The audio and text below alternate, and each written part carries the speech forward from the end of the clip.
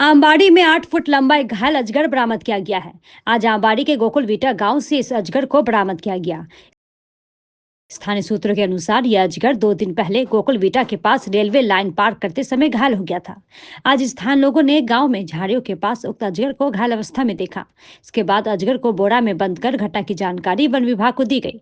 खबर मिलते ही आमबाड़ी रेंज के वनकर्मी मौके पर पहुंचे और अजगर को बरामद किया। वनकर्मियों ने बताया कि अजगर के मुंह के कुछ हिस्से पर चोट लगी है। अजगर का इलाज कर उसे जंगल में छोड़ दिया जाएगा। একটু আহত অবস্থায় আছে, ওইভাবে রাখছে ওরা, আমরা ধরে নিয়ে যাচ্ছি, একটু সেবা শুশ্রূষা করে আমরা এটা মানে ওর বাসযোগ্য স্থানে ছাড়ে দেবো। এটা তো আমরা বলতে পারবো না এখন কিভাবে যে আহত হয়েছে, হতেও পারে ধরো রাস্তা ক্রসিং হওয়ার সময় ইয়ে হয়ে গেছে।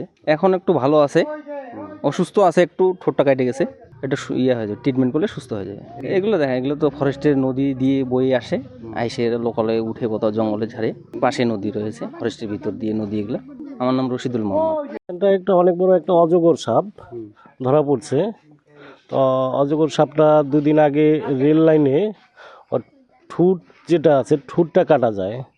ঠুট কাটা যাওয়ার পরে আমরা ফরেস্ট ডিপার্টমেন্টে খবর দেওয়ার পরে ওনারা আসছিল। ওনারা আসার পরে সাপটিকে আর পাওয়া যায়নি, ওখানটায় জঙ্গলে চলে গেছিলো বোধহয়। আজকে 2 দিন পরে আজকে আমাদের বাড়ির সামনেই রাস্তার মধ্যে এসে শুয়েছিল।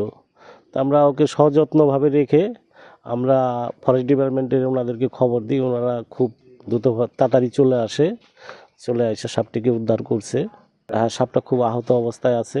ওনাদেরকে জিজ্ঞেস করলাম, ওনারা বললো যে সাপটি আমরা ট্রিটমেন্ট করব, ট্রিটমেন্টের পরে সম্পূর্ণভাবে সুস্থ হয়ে যাবে। এলাকায় তো অনেক এরকম অজগর সাপ দেখা যায়।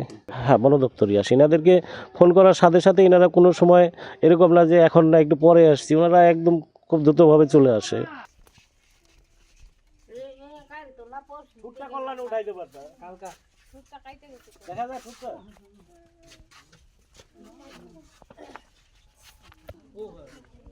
কল্যাণ আর একটু আগে আসলে মোবাইলে দেখ না, আর 5 মিনিট আগে আসলে পরে গেল।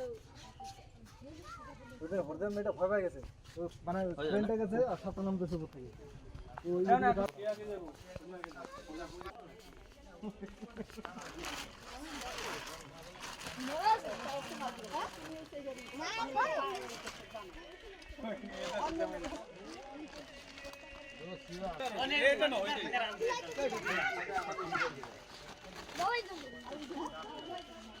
রশিও দিলা গো, ছিঁড়ে যায়।